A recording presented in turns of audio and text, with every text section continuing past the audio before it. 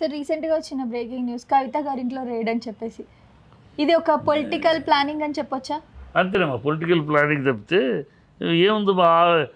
ఇవాళ ఏంటి కొత్తగా వీళ్ళు వచ్చారు, ఆవిడ ఎంక్వైరీకి ఇంటికి వచ్చారు, తీశారు, మళ్ళీ రమ్మన్నారు. రమ్మంటే కోర్టులో అఫిడవిట్ వేసింది.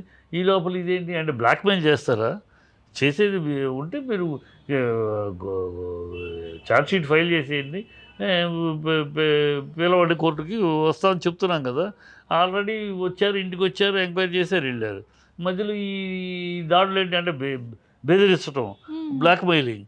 మీరు ఈడీ సమన్స్కి మీరు అటెండ్ కాకపోతే మిమ్మల్ని ఇలా టార్చర్ చేస్తామన్నా. ఇది టూ మచ్. ఇది ఈ బ్లాక్మెయిలింగ్ స్కీమ్ కరెక్ట్ కాదు. ప్రజలు చూస్తున్నారు, ఎన్నికలు రాబోతున్నాయి కనుక వీళ్ళు ఏదో ఎన్నాళ్ళు పట్టిందా సరే రైట్స్, మీరు రూల్ ప్రకారం ఎన్నాళ్ళు పట్టిందా రైట్స్కి మీకు? ఎప్పుడు కేసు, ఎప్పుడు ఇది ఊనే ఆ ముందు అనుమానితురాలు అన్నారు, తర్వాత నిందితురాలు అన్నారు. అనుమానితురాలు అని నిందితురాలు అనడానికి 2 years పట్టింది. ఇప్పుడైతే సార్ ఇప్పుడు గంటకు పైగా కొనసాగుతుంది అని చెప్పి రేడింగ్ వింటున్నాం మనము. మరి ఏమనుకుంటున్నా సార్, ఏమైనా దొరికే అవకాశాలు? ఏం దొరుకుతాయమ్మా, ఏం ఉందని దొరకడానికి? అంతేనా?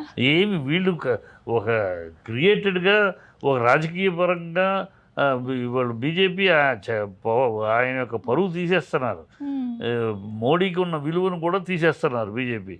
ఇవి మొన్నటిదాకా ఎలక్షన్స్, అసెంబ్లీ ఎలక్షన్ ముందు ఇదిగో అరెస్ట్, రేపు అరెస్ట్ లేదు. అప్పుడు మరి ఏంటి, ఇన్ని ఆధారాలు ఉంటే అప్పుడు చేయొచ్చుగా, ఎందుకు చేయలే?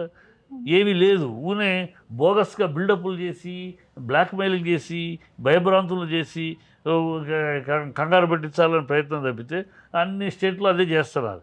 అది మోడీ గారి విధానం. మోడీ గారేమో ఆయన ఒక పద్ధతిలో మాట్లాడుతూ ఉంటే ఈ అమిత్ షా ఈ స్టేట్ యూనిట్లు ఇలాంటి చిల్లర వేషాలు చేస్తున్నారు.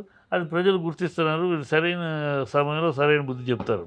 అంటే ఓకే సార్, థ్యాంక్ యూ.